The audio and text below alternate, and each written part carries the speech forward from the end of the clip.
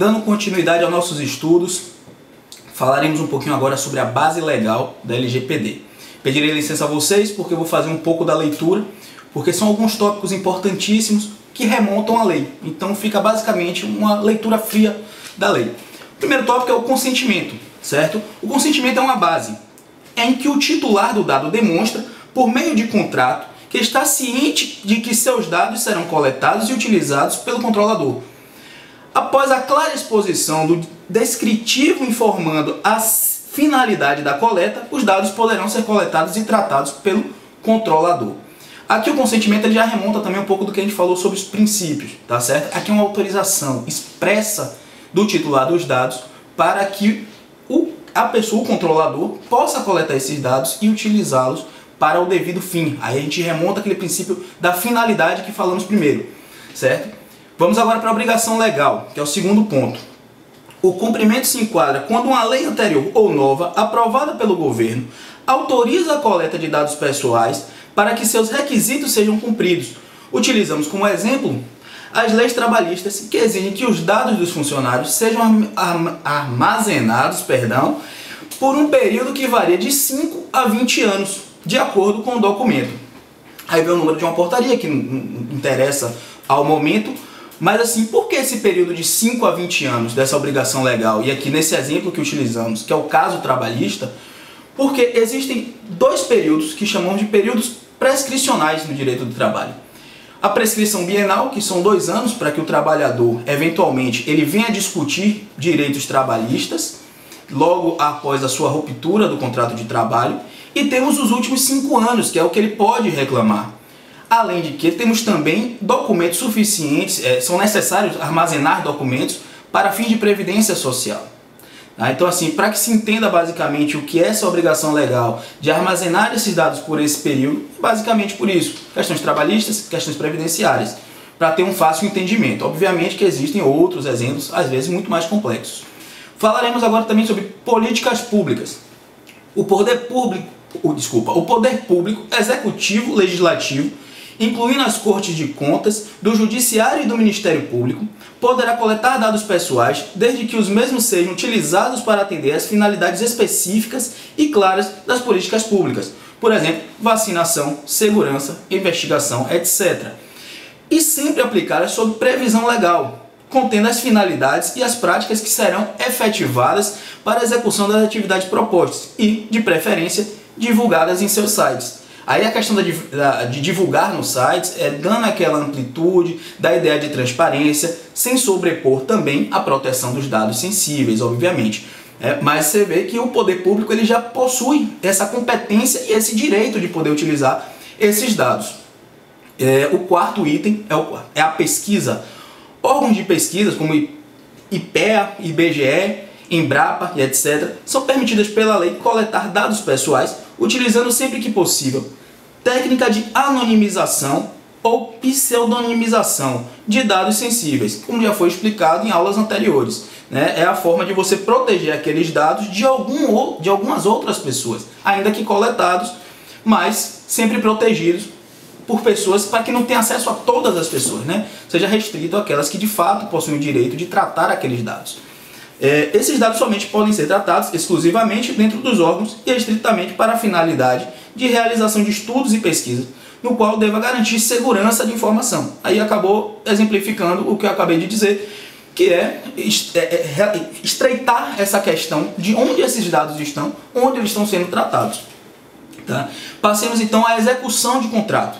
Caso um contrato seja executado e o titular do dado seja relacionado à sua execução, faz parte do contrato, e de acordo e solicitado, o titular que solicitou, o uso do dado também é permitido. Então assim, se você está tratando aqui uma questão de contrato, aqueles dados que estão dispostos em contrato entre aquelas partes poderão ser utilizados, sendo certo que tem que estar abarcado somente pela execução daquele contrato. Deixa eu ver aqui. Aí passemos então ao exercício regular de direito. Para o exercício regular de direitos em processo judicial, administrativo ou arbitral, este último nos termos da Lei 9.307 de 96, Lei de Arbitragem, é possível você utilizar essa coleta desses dados. Obviamente que aqui, quando a gente trata da questão judicial, é porque quando a gente ingressa com a ação judicial, nós precisamos utilizar os dados daquela pessoa, certo? Seja o advogado, seja um procurador, a defensoria pública.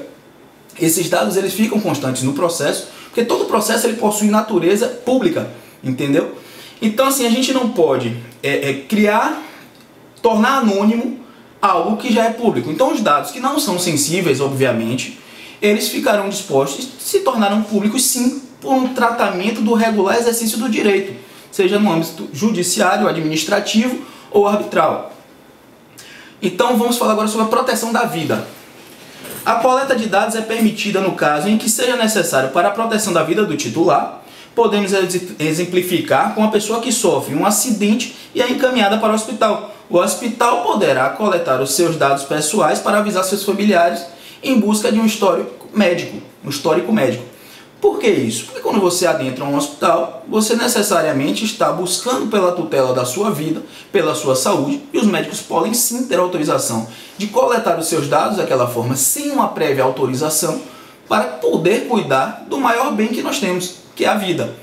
Então esses dados ficam dispostos, esses dados ficam entregues àqueles de direito, também deve estar restrito às pessoas que estão no âmbito do hospital e que somente irão tratar sobre isso, para que sejam informados os familiares, eventuais planos de saúde, etc., para que o bem seja tutelado, seja resguardado, que novamente vos digo, é a vida. Temos a tutela da saúde, que é a permissão exclusiva para profissionais da saúde, serviço de saúde, autoridade sanitária, na relação às suas atividades.